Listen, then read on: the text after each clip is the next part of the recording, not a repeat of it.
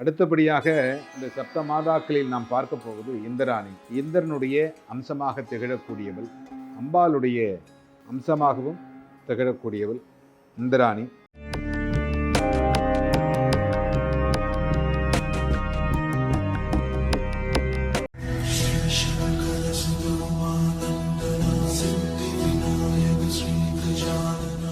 பரசுராம பரசுராம ஜமதக்னி ராமா, பரசுராமா பரசுராமா ரேணுகா ராமா.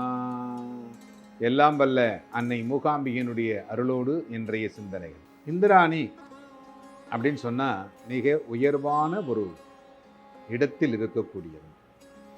ஏன்னா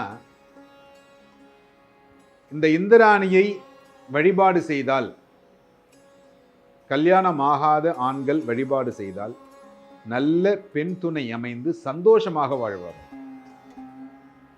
முதல்ல கூட சொன்னேன், சந்தோஷமின்மை அப்படிங்கிறது இருக்கு. இந்த சந்தோஷம் இல்லாமல் இருப்பவர்கள், ஏன்னா ஆதி காலத்தில் பார்த்தீங்கன்னா இந்த முன்னோர்கள்லாம் ரொம்ப சந்தோஷமா இருந்தாங்க. அவர்கள் இருந்த சந்தோஷத்தில் நாம் ஒரு நூலிழை கூட இல்லை அப்படிங்கிறது தான் உண்மை. எங்க தாத்தாக்கள்லாம் இருந்த சந்தோஷங்கள்ல நம்ம ஒரு நூலிழை கூட நம்ம சந்தோஷத்தை அனுபவிக்கிறோம். அவ்வளவு சந்தோஷமாக வாழ்ந்தார்கள். எத்தனைக்கும் வர்ணம் இருந்தது. இன்னைக்கு சொல்றீங்களே, அது எல்லாம் அப்ப இருந்ததுங்க.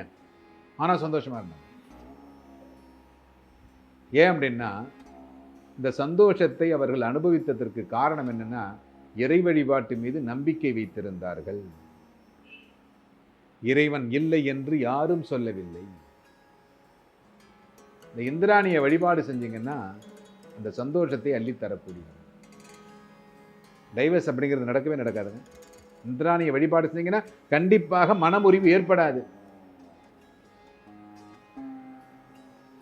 அதே மாதிரி பெண்கள், கன்னி பெண்கள் இந்திராணியை வழிபாடு செஞ்சாங்கன்னா நல்ல கணவன் கிடைப்பான், அருமையான கணவன் கிடைப்பான். நிறைய பேர் இப்படி இந்துக்களாதே இருக்காங்க, ஆனா நம்பிக்கை இல்லாம இருக்காங்க. இவர் சொல்றது நடக்குமா? இதெல்லாம் இந்த காலத்துக்கு ஒத்து வருமா? இந்த காலத்துல இதெல்லாம் செய்வாங்களா? நடக்குதுங்க. இந்த காலத்திலும் இப்படி வாழக்கூடியவர்கள் இருக்கிறார்கள்.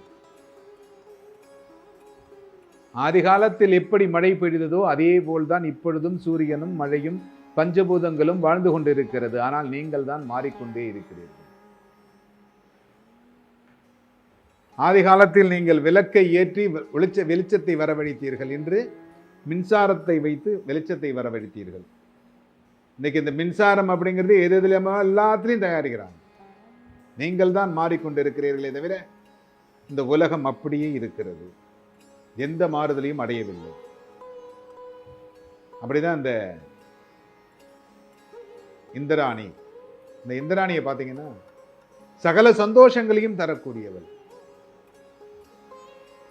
யானையை வாகனமாக கொண்டவன், எல்லா சந்தோஷத்தையும் கொடுப்பான், சௌபாக்கியம் தருவான். இந்த சந்தோஷம் அப்படிங்கிறது ரொம்ப முக்கியமானது. கணவன் மனைவி ஒற்றுமை, கணவன் மனைவி சந்தோஷம், கணவன் மனைவி அந்யோன்யமான வாழ்க்கை, இதையெல்லாம் தரக்கூடியவள் இந்திராணி. இந்த இந்திராணியை வழிபாடு செய்யுங்கள். எல்லோரும் இன்புற்றிருக்க சுவாமிநாத சுவாமியை பிரார்த்தனை செய்கிறேன்.